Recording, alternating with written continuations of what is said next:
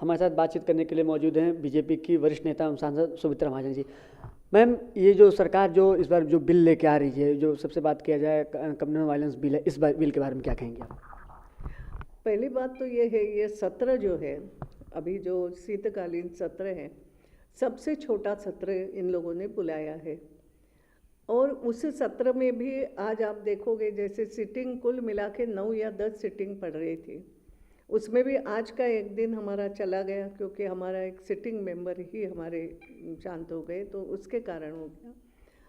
और उसके बाद जिस तरीके के बिल लाए हैं, अब ऐन समय पे हमेशा ये यूपीए गवर्नमेंट की ये बात है, हमेशा कांग्रेस का ये एक मुद्दा करते हैं कि चुनाव का समय आया कि महिला आरक्षण बिल की चर्चा शुरू करते हैं और दिखाने के लिए फिर सब लोग मान जाओ, सबने मिलके करना चाहिए वगैरह, एक तरीका इनका हो गया है।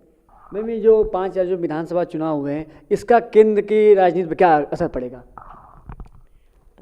अब एक बात तो ये है कि अभी जो 5 राज्यों में चुनाव हुए हैं, उनमें 4 राज्यों में तो हर हालत में भारतीय जनता पार्टी की सरकार बनना तय है। और जब ये भारतीय जनता पार्टी की सरकार बनना तय है, उसमें 2-3 बातें हैं। एक बात तो ये है कि जैसे मध्य प्रदेश हो, छत्तीसगढ़ हो, यहाँ पर जो सरकार बनेगी उसमें कोई भी खिलाफत का मुद्दा नहीं है, एंटी इनकम्बेंसी भी नहीं है, क्योंकि सरकार हमारी ही है वहाँ पे। लेकिन अच्छे कामों की एक प्रकार से शाबाशी वहाँ मिलना है कि भारतीय जनता पार्टी की जो सरकारें हैं उन्होंने अच्छे काम किए हैं, तो विकास के काम का भी साथ जनता देती है।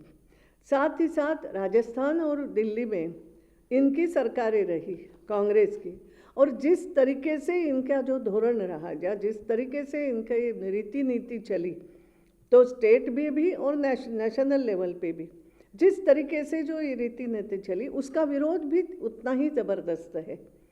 ये थे हमारे साथ बीजेपी की वरिष्ठ नेता एवं सांसद सुमित्रा महाजन जी। इनका साफ तौर से कहना है कि जो 5 राज्यों में विधानसभा चुनाव हुए, उसमें 4 राज्यों में बीजेपी की सरकार बनेगी। अब तो 8 तारीख तय करेगा कि बीजेपी की सरकार 4 राज्यों में बनती या नहीं। कैमरामैन राहुल के साथ सौरभ तिवारी, सुदर्शन न्यूज, दिल्ली।